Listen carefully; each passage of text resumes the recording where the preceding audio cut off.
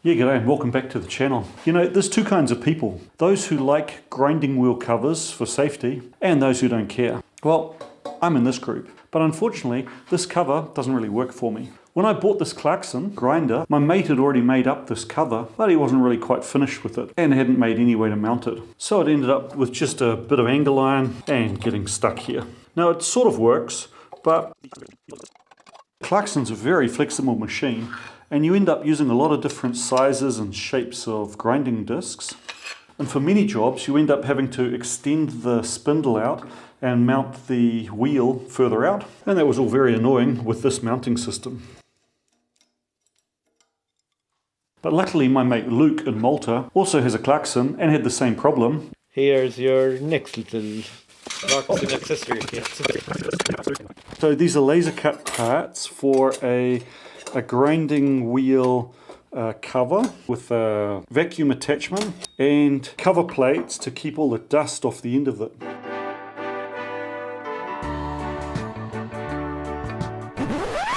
Luke designed this for a 2-inch dust extractor pipe, and I managed to find a bit of 50mm from my local steel supplier, although that's stainless. My vacuum cleaner hose adapter is 35mm, so I'm going to have to make some sort of an adapter here.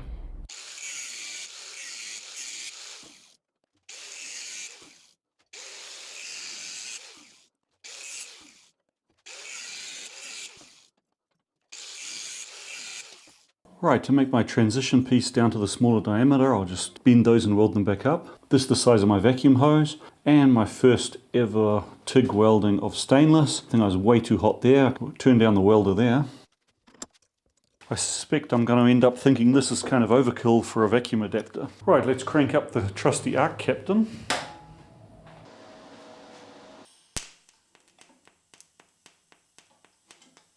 Oh, no fusion there. Still nothing.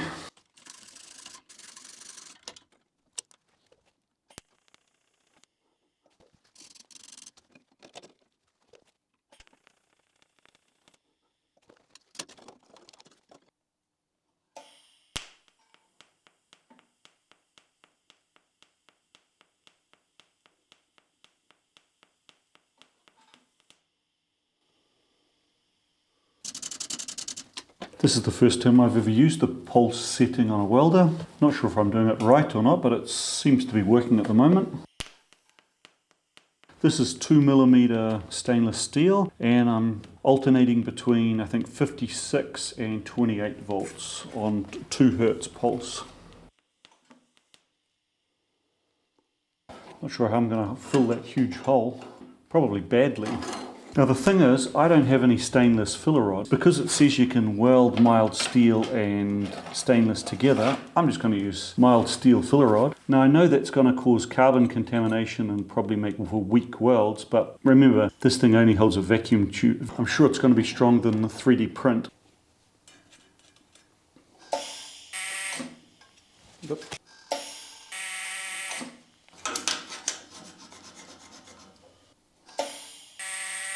So why am I getting a bad earth here?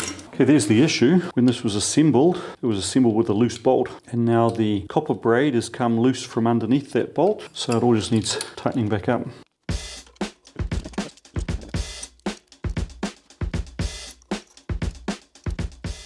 I wonder if I stretched it out by trying to clamp it onto something too large. That might well be the case.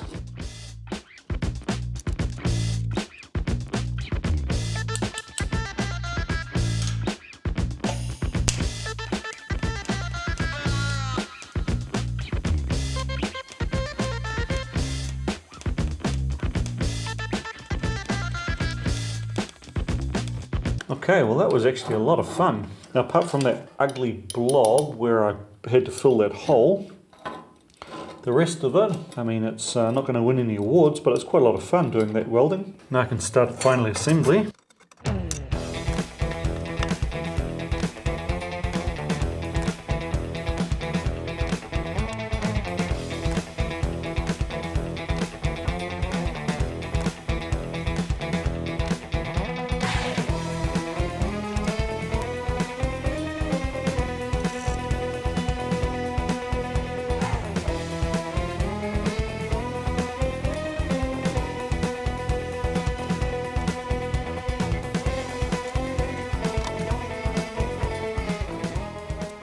Well, there's the welding done. Bit of grinding and paint and I can mount it. I thought those inside welds came out pretty reasonable. The ones that are hidden, that's typical. Of course, without any backside purging, the bit you'll see looks kind of ugly. Mail time. Okay, this is just something I bought locally from the classifieds. M16 tap. Looks to be in pretty nice condition, as advertised. Whereas this comes from Jeremy. Jeremy Makes Things. My favourite YouTube channel. Jeremy said in a video a couple of weeks ago that he had found a couple of dual blade guides. Oh wow, that's really quite a collection. Thanks very much, Jeremy. Brilliant, mate. Are they for setting different blade thicknesses? And then there's two full sets of blade guides, 1/4 inch and 3/8. Fantastic. And that's also a more appropriate container for storing blade guides than my TIG collet box. So I'll put all the blade guides in there and also my bearing buttons, if it all fits.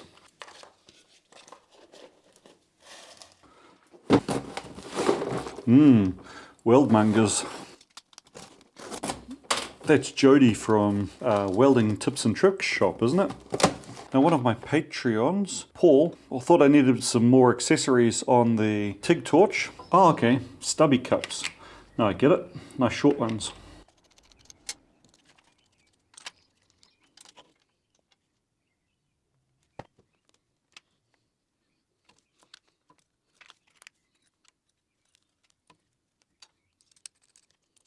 Looks like I'm going to have to shorten this electrode a little bit because it's sitting right at the end of the stinger. Maybe to this tip I can use one of my Pyrex cups. Oh, cool. That should be great for visibility. And that was very generous of him to send me some accessories for my new TIG torch, especially as I already broke the stinger. Also sent some TIG fingers. Although it wasn't my finger that I burnt. This is a flow meter to actually measure the flow at the torch. It's supposed to be more accurate than just doing it off the gauge. Now, according to the bottle gauge, I'm pretty sure we're empty, but it still flows, I think. I think I had it set for 15 litres per minute, or second, or whatever it is. So what have we got flowing here? Do I need to open this? No. Doesn't look like it. Litres per minute.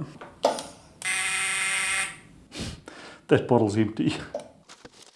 Set of 332s. That's awesome. Thank you.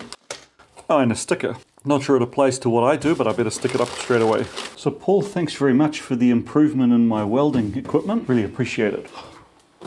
Now, Christian in Salzburg contacted me a couple of days ago to say that he appreciated my videos, which was very nice of him, and that he had a couple of parts he wanted to send me. And this is one hell of a care package. Wow, ton of stuff in here. Drills. Solid and thicker cut-off tool for the lathe. That's brilliant because I destroyed my last one. Nice little turning tool. And another. I'm not really sure what you use this sort of straight-in angle for. Maybe for doing chamfers. And another smaller parting tool. Brilliant. I think that even takes the same inserts as the one that I murdered. Oh, nice. A big roughing end mill. Times, I guess, 5, 6, 7. So this one looks like it's a chamfering end mill. I've only got a homemade one of those at the moment. There's another cut-off tool holder. Nice little shorty there. This feels like a carbide blank. Sure, I'll find some use for that. High-speed steel blank. Times 4. A roughing indexable shell mill. That's brilliant. What's this one? Another shell mill with 45-degree inserts. I guess those are used for getting a beautiful surface finish, huh? Just flattening stuff. I like the idea of the rubber protective boot on it. Put that on the storage rack. And a 6-insert Sandvik. This one looks quite similar to the big one I've got, but it's probably a better size for the stuff that I do. Okay, so that's not carbide, that's either CBN or polycrystalline diamond or something for hard turning. And all of that was only box number 1.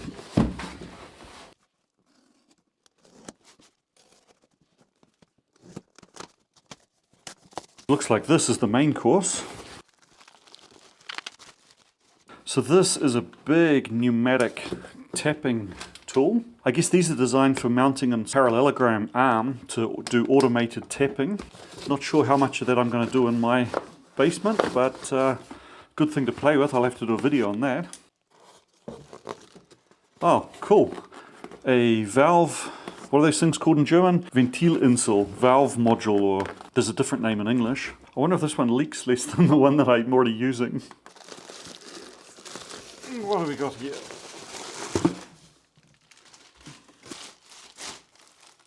Oh wow, man, look at that. It's a room automatic chuck. It looks in fabulous condition. 5,000 RPM max. It's 130 millimeters, which is a nice size for the Schaublin.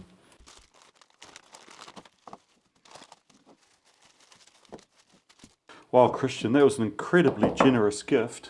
I really appreciate it, and I look forward to making up an arbor to mount this onto the Schaublin, and also a backing plate for the chuck spindle, and then trying it out.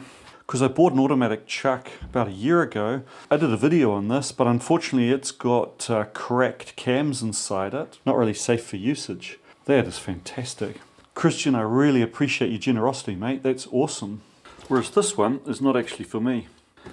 Our mate Luke from Malta needs a 4-jaw chuck. And he found the one he wanted on Kleinanzeiger in Germany. And something I really don't understand is a lot of people, especially German sellers, advertise that they'll only send things within Germany. It's like, I never really understood that, because within the EU there's no customs. He's going to get the money for the item and the shipping before he ships it. So what difference does it make shipping it within Germany or shipping it to Austria or shipping it to Malta? But whatever, this guy wouldn't ship to Malta, but he did agree to ship to Austria. So I'll just unpack it, check it. So 4-jaw independent. Luke thought it was probably not Chinese, but this all looks pretty Chinese to me. Well, yep, I'll pack it back up and send it on. Okay, well, after a bit of a whiz down with the flapper wheel, actually came up looking kind of cool. I mean, not cool enough to leave it like this. I'll probably still put paint on it. First, let's just go through and tap all the holes. The holes on this side are for the mounting plate, which mounts a bar.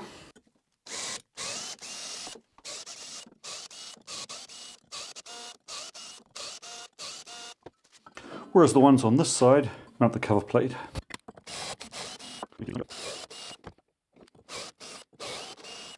So, what have you been working on? This is part I've been welding. Oh, this looks pretty cool. It looks like one of those things that you shovel coal with. Well, with the cover made, now I need some way to mount it, so I need a couple of bars.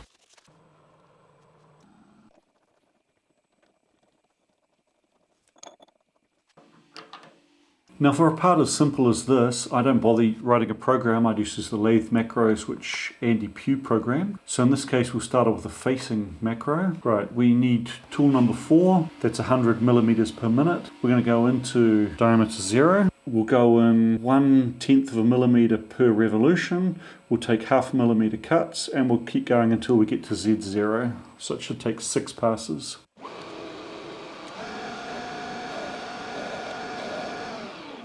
Okay, so my hacksawing was so awful that didn't clean up yet. So I'll just reset my 0. It thinks it's at 0, so I'll say that we need to go another 2 millimeters. Let's see if it works. I'll say we're now at Z2.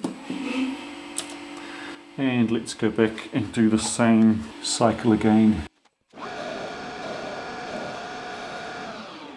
This is only slightly oversized, this material, but it's pretty horrible, so I'll probably go down to 15.8 or so and just accept that it doesn't clean up completely. But hey, before I start, that's not supposed to be on. No rings around machines.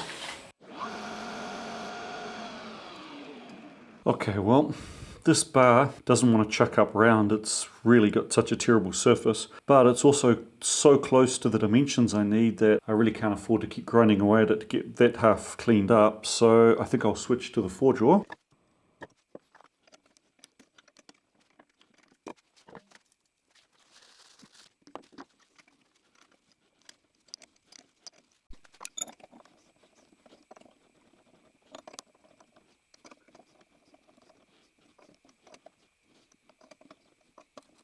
Right, for this job, I'm using my least accurate, lowest resolution clock. This one only measures in tenths of a millimeter, which is perfect for the quality of surface finish that this thing has. Because there's no point having greater accuracy than this when it's so rough.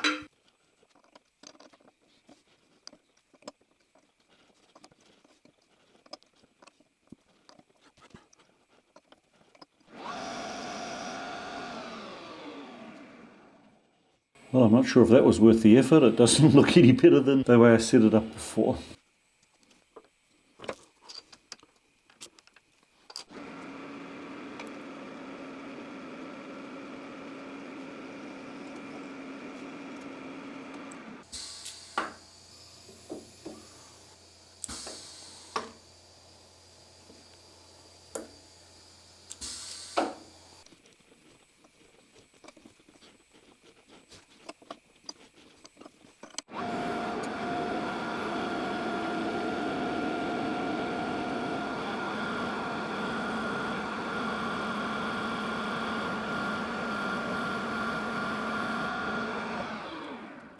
Okay, I didn't think that through very well. It should have been obvious that this bar would be bent and therefore I'd only clean up half of it. But it's only going to hold something in an extremely dusty environment, so I reckon I'll bash that off with the wire brush wheel and just use it as is. Right, can I get this to work? Well, I guess probably better to go this way.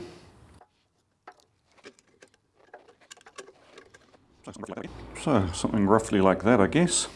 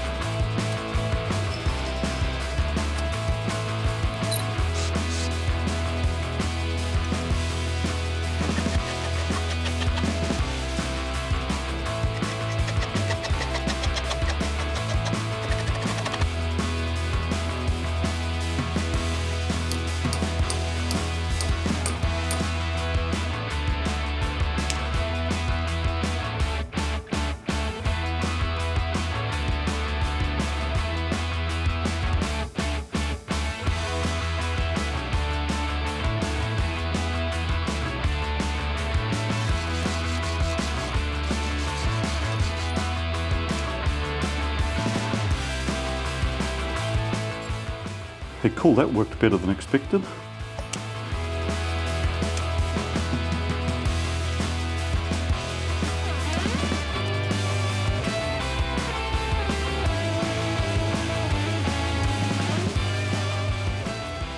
Might have slightly overheated that one. I couldn't get a good angle to film and weld this one at the same time, but I'm pretty happy with this Arc Captain TIG welder. Man, I've never been able to weld like this before. I left this bit unwelded so that it doesn't interfere with the screw head.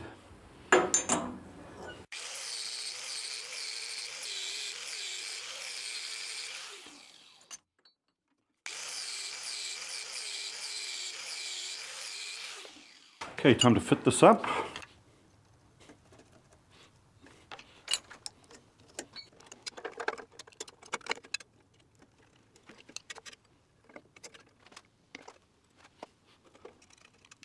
Now I'm hoping once I've got it on, I never have to actually take it off again and can just like scoot it around as I change wheels, but I guess we'll see.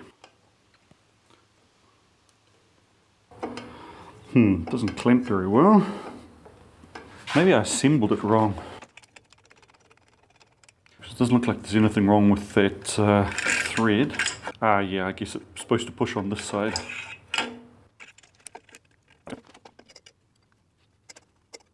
What's it going to be like to switch over to a different wheel, such as a small wheel out on an extension? Not sure I'm super thrilled about the 4 fastener system, but we'll see. This is probably the sort of thing where after a while I lose 2 fasteners.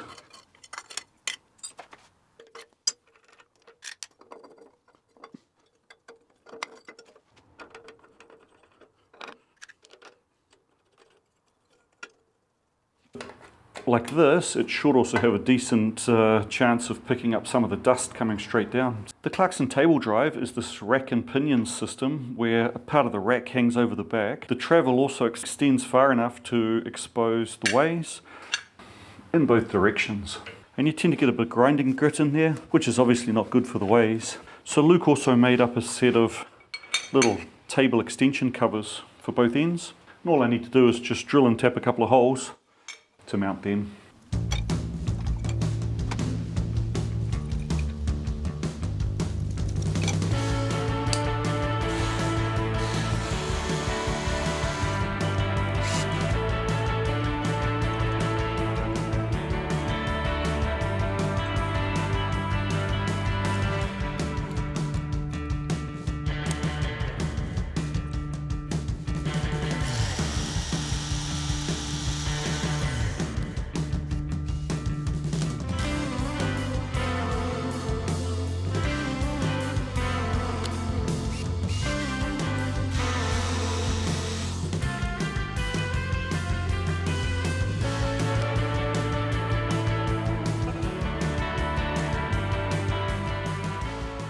Just make sure there's no binding.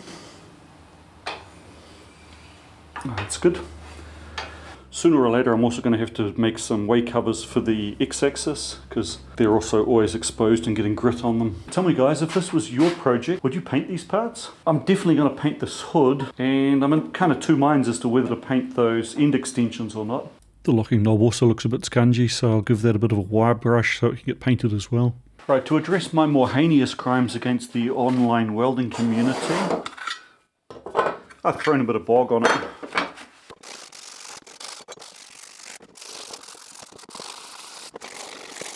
Right, now I can hang these up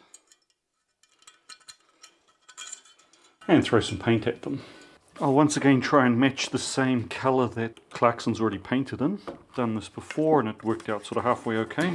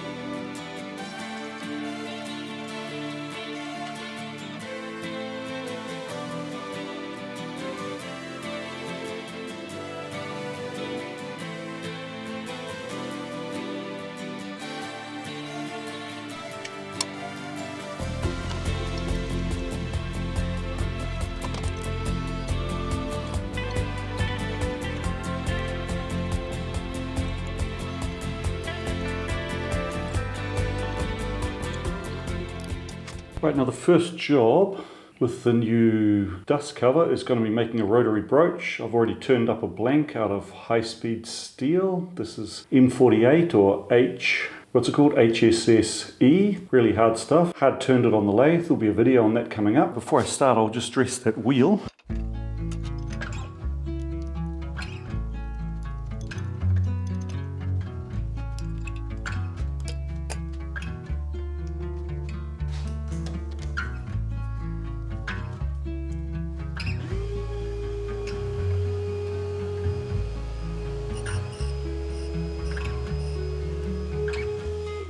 Well, for dressing the wheel at that angle, that vacuum did nothing. Almost nothing got picked up. Okay, let me see if I can adjust this whole thing round a bit to pick up more dust from below.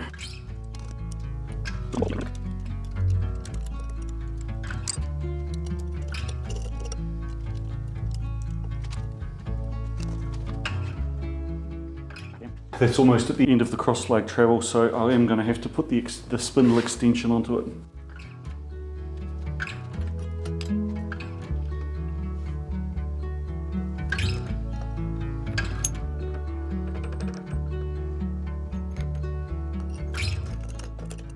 Nice to know I can get the wheel on and off without having to undo everything.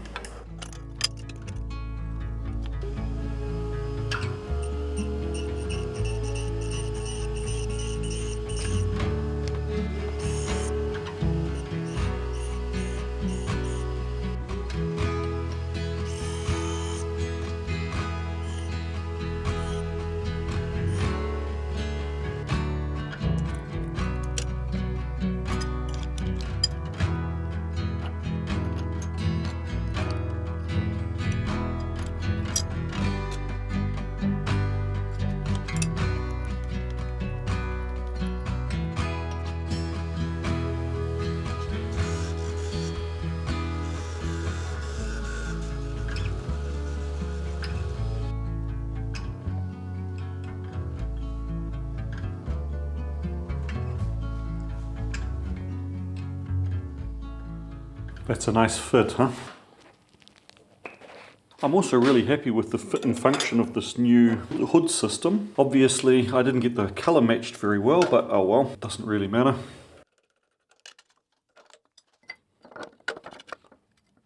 Right, well that gets rid of 3 items in one hit.